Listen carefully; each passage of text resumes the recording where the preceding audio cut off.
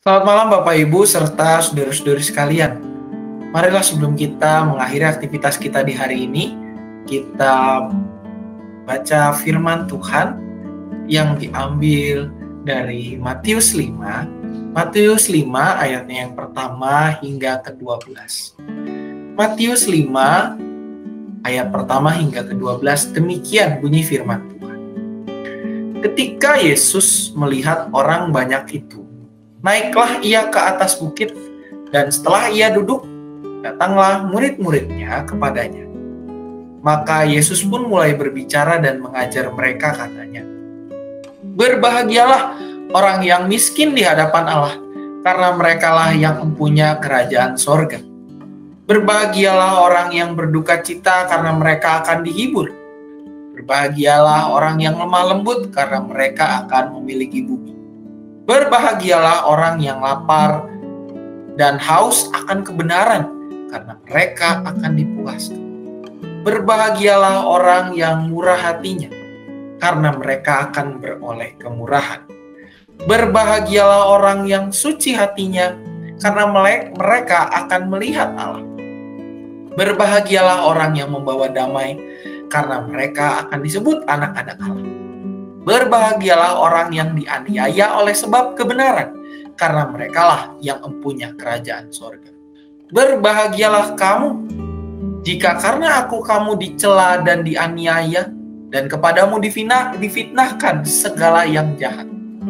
Bersukacita dan bergembiralah, karena upahmu besar di sorga, sebab demikian juga telah dianiaya nabi-nabi yang sebelum kamu." Bapak Ibu serta saudara-saudari sekalian, ketika kita membicarakan standar kebahagiaan, mungkin kita bisa dengan mudah mengatakan bahwa standar kebahagiaan saya adalah kalau saya punya rumah, saya punya keluarga, atau bisa berkeluarga, saya punya anak, saya punya kekayaan, saya punya mobil dalam jumlah tertentu, atau hal-hal yang lainnya. Menariknya Bapak Ibu, standar kebahagiaan menurut Yesus itu tidak seperti itu. Standar kebahagiaan Yesus, kalau kita lihat, adalah sesuatu yang bertolak belakang dengan keinginan duniawi. Karena kalau kita perhatikan di dalam Matius 5 ini, standar kebahagiaan Yesus adalah mereka yang justru kondisinya jauh dari kata baik.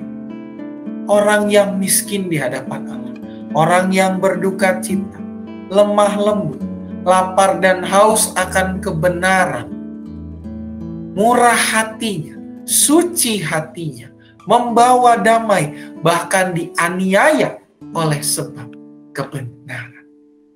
Tentu hal ini berbeda dengan standar kebahagiaan kita. Tetapi Bapak Ibu yang dikasihi oleh Tuhan Yesus Kristus serta saudara-saudari sekalian, dalam bagian ini Yesus tidak mengajak kita untuk menjadi orang yang miskin, menjadi orang yang tidak berdaya, menjadi orang yang sedih, atau yang lain. Tetapi melalui bacaan ini, Yesus mengingatkan kepada kita bahwa standar kebahagiaan, khususnya mereka yang merupakan pengikut Kristus, standar kebahagiaan mereka adalah ketika mereka mampu melaksanakan kehendak Allah secara utuh di dalam kehidupan sehari-hari. Karena kalau kita lihat di sini Bapak Ibu, lemah lembut, berduka cita, miskin di hadapan Allah, lapar dan haus akan kebenaran, ini menunjukkan tanda-tanda setiap kita yang hidup di dalam kehendak Tuhan. Menjadi orang yang lemah lembut terkadang membuat kita seperti orang yang tidak punya tenaga, orang yang tidak punya ketegasan. Bahkan mungkin bersikap lemah lembut adalah kesulitan bagi sebagian besar. Sikap murah hati dan suci hati, ini juga bukan sesuatu hal yang mudah. Tetapi dalam bagian ini, Yesus mengatakan bahwa mereka yang berbahagia adalah orang-orang yang hidup dalam standar ini. Bukan dalam standar yang dapat hilang kapan saja. Sebab kelemah lembutan, murah dan kesucian hati, bahkan hal-hal lainnya membawa damai, itu bukan hal yang mudah hilang, melainkan hal yang akan dikenang untuk selama-lamanya. Melalui bacaan ini, Bapak, Ibu, serta saudara-saudari sekalian, pertanyaan reflektif yang perlu kita renungkan seraya kita mengakhiri aktivitas kita di hari ini adalah, apakah standar kebahagiaan kita sudah mengikuti standar kebahagiaan yang Yesus ungkapkan di dalam bagian ini? Atau justru sebagai pengikut Kristus, standar kebahagiaan kita masih meletakkan standar kebahagiaan kita kepada standar-standar yang sifatnya duniawi atau dapat hilang begitu saja. Kiranya Tuhan menolong dan memberkati kita. Mari kita berdoa. Tuhan, melalui bacaan ini, biarlah kami boleh meletakkan standar kebahagiaan kami seturut dengan kehendak-Mu saja. Ajar kami ya Bapa, bentuk kami supaya kami boleh memiliki pemikiran, memiliki arah tujuan hidup yang hanya mengarah kepada-Mu saja. Bukan kepada hal-hal yang bersifat duniawi dan mudah sirna, tetapi mengejar perkara-perkara yang utuh, yang abadi, dan memuliakan nama-Mu melalui kehidupan kami. Tolong kami ya Tuhan, dalam nama anak-Mu Tuhan Yesus Kristus, kami berdoa. Amin. Bapak, Ibu, serta saudara-saudari sekalian, mengingatkan kembali bahwa kita pada hari Minggu, untuk pendaftaran ibadah hari Minggu sudah dibuka sebagaimana dari hari Selasa. Bapak Ibu dapat mendaftarkan diri lewat link-link yang tersedia berikut ini. Khususnya yang pertama untuk peserta ibadah umum onsite, mereka yang berusia 17 tahun ke atas, usia 17 sampai dengan 60 tahun dapat mendaftarkan diri lewat link yang tertera bit.ly/new-normal-gki_ccr. Dan bagi para peserta ibadah lansia 60 tahun ke atas dapat mendaftarkan diri lewat WA grup lansia. Untuk rekan-rekan remaja kelas 9 sampai dengan kelas 12 dapat mengikuti ibadah remaja pada pukul 9 pagi secara onsite, di mana link pendaftarannya tertera di dalam postingan berikut ini, atau dapat rekan-rekan klik lewat grup di grup Komisi Remaja GKI Cicurug. Dan juga bagi rekan-rekan kelas Immanuel, kelas 7 sampai dengan kelas 8, SMP kelas 1-2, silakan mengikuti ibadah onsite pada pukul 9 pagi. Ruangannya tidak jauh dari ruang ibadah remaja, dan dapat mendaftarkan diri melalui Ibu Irin. Juga bagi anak-anak sekolah minggu kelas Batita sampai dengan kelas Musa atau kelas 6 SD dapat mengikuti ibadah secara online lewat YouTube Komisi Anak GKI Cicurug. Komisi Anak GKI Cicurug setiap jam 8 pagi pada hari Minggu.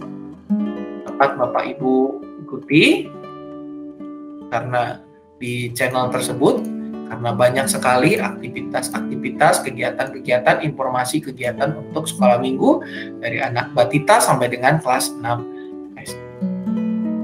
Untuk memudahkan informasi, Bapak Ibu dapat mengikuti media sosial GKI Cicurug yang terdiri dari Facebook, halaman Facebook GKI Cicurug yang dapat Bapak Ibu serta saudara-saudari buka lewat aplikasi Facebook, di mana di sini juga ada link untuk pendaftaran peserta ibadah, dan juga Bapak Ibu dapat mengikuti halaman Instagram GKI Cicurug atau bahkan komisi-komisi lainnya yang ada di dalam link yang ada di bio Instagram GKI Cicurug.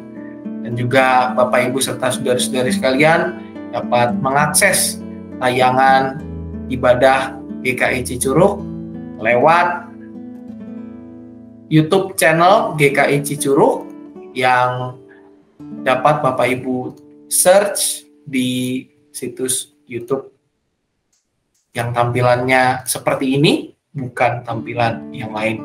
Silahkan di-subscribe dan juga silahkan dinyalakan loncengnya untuk mengaktifkan notifikasi. Pendaftaran peserta ibadah berlaku ditutup pada pukul 11 malam hari Sabtu tanggal 22 Januari 2021 pukul 11 malam. Bagi rekan-rekan katekisasi, mereka yang sedang ikut kelas katekisasi dapat mengikuti kelas katekisasi secara onsite hari Sabtu jam 4 sore di ruang remaja GKI Cicurug.